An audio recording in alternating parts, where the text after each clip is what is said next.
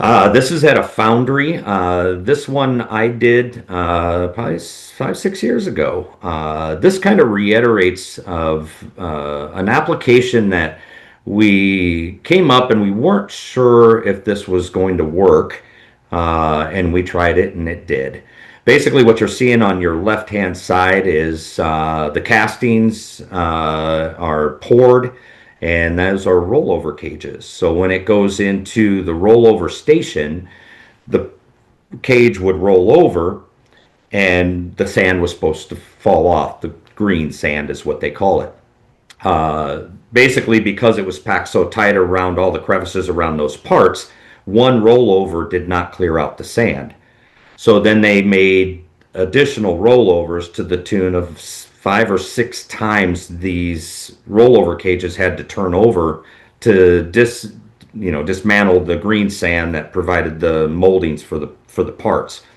The problem is that as many times as they were rolling that over, the parts were dented and dinged, and it was a quality issue. So what we did here is we actually provided a series of cannons right after the first rollover and broke that bond of green sand around those parts. And if you notice on the right hand side of the picture, this is the versatility that we can go to the extent with the air cannon system. We're actually filling from the side of the pressure vessel along filling at the top on the valve assembly. So what we can do is called a rapid fire.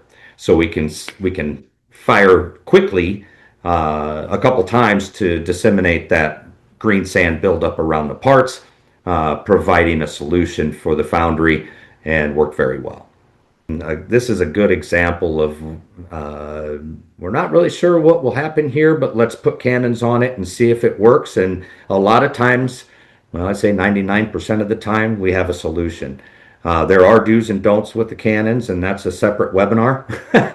But generally, we're willing to try to help solve whatever problem that you're having utilizing our air cannon system and going from there. So this is a good example of the versatility that we can provide.